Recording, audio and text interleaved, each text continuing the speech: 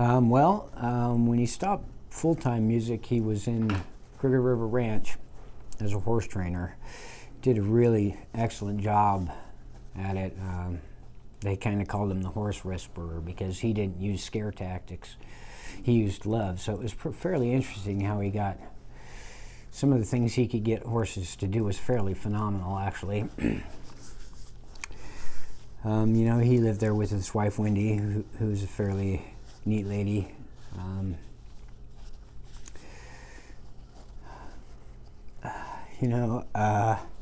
Talk about your growing up years with him. When he was singing all the time, what was your family like? That must have been crazy. It was a little chaotic. I bet it was. It was a little chaotic.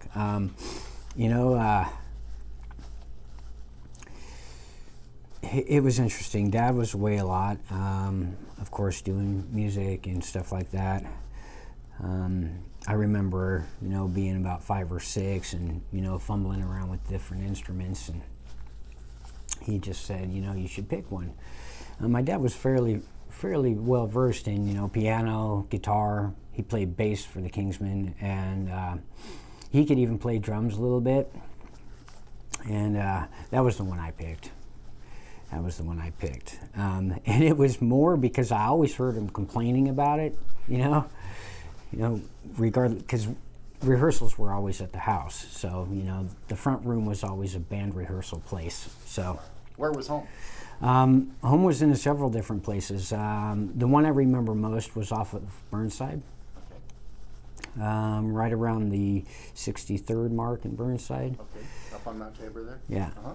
Yeah, and then we moved from there over to 57th and Belmont. And prior to Burnside, he was in Milwaukee. I also remember that one fairly vividly. It was, Milwaukee was the place though where he had asked me about picking an instrument and all this kind of stuff, and I decided, after listening to him, because he would always complain, you're not doing it right.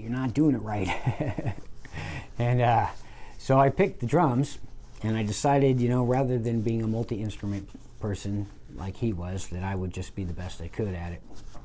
And we had a lot of fun with that throughout the years. I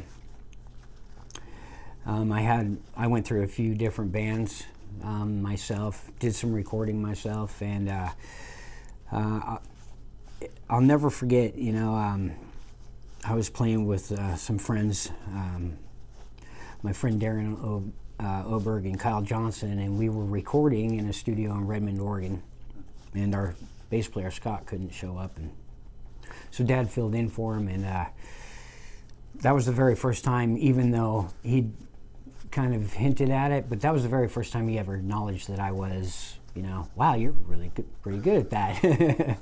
So that was pretty fun.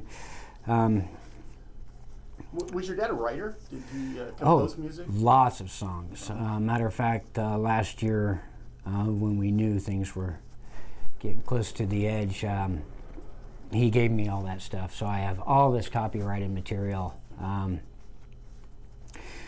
I'm probably going to release some of it because I grew up with it, and it's so funny to me how songs seem to revolve and regenerate throughout time. So it's like, it goes popular now, and then it's not popular for a while, and then it gets popular again, and then it's not popular for a while.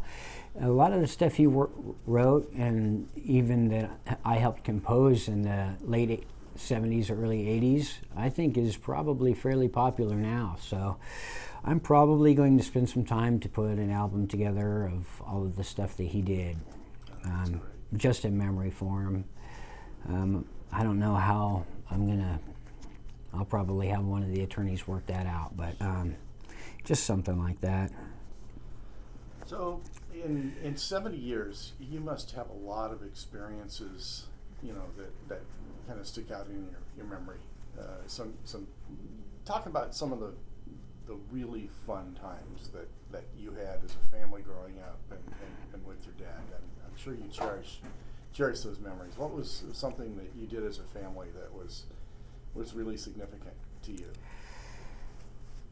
Well, You know, the family kind of separated when I was about 2 or 3. Oh, so that was that soon. Okay. yeah, so it was more of a, you know, me and my mom type thing or me and my dad type thing. But I'll be honest with you, the memories I cherish the most with him are the cabin up at Elk Lake. I remember driving up there just after they opened up the road and being thrown up onto a snowbank that was 15 feet high and being handed all this gear to sled down into a cabin to spend 2.5 hours digging a door out that was 10 feet down. Yeah, just so that the rest of the family could enjoy the cabin for the summer. I remember being in a boat, being told to hold on to the rope as he slid me down the snowbank into the water after digging the cabin out. I remember road trips all the time. I remember going to see him play everywhere. I remember playing with him everywhere, like the interview you guys did with him a few years back after that show we played. Unfortunately, that was the last time I got to play music with him, because, you know, that was the one thing him and I did best together. I knew what he wanted, and he could spit a beat out like I wanted to go boomka chaka, and I could play it for him. It was a fairly unique bond that we shared like that. Of all the things he taught you, what do you think is the most important that has helped make you who you are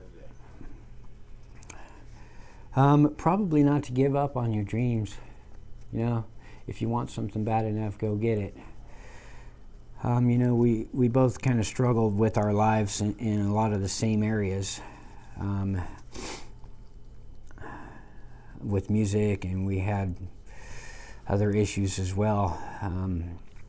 That we've finally been freed of, and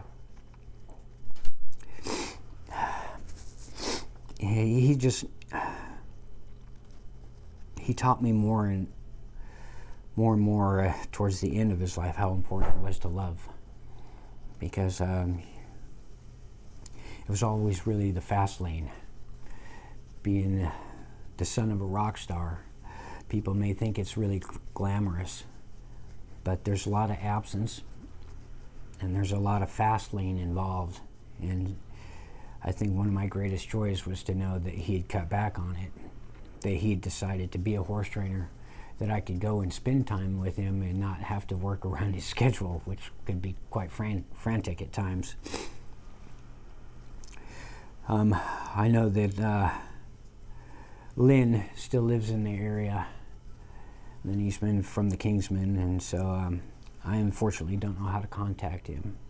All right. So I'm hoping he'll be watching this. Okay. Well, we'll make sure that if he contacts us, we'll be sure and pass on.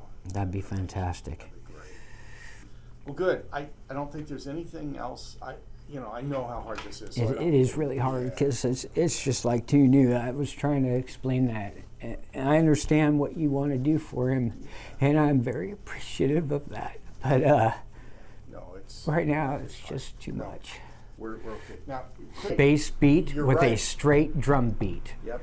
Before that, everyone else, the Beatles, Elvis, everyone prior to that, it was either a straight drum or a straight bass beat with a shuffle drum, or a shuffle bass with a straight drum beat. Louie Louie was the very first song ever recorded and popular that revolutionized the way rock and roll is played. And that song has impacted to this day. Yeah.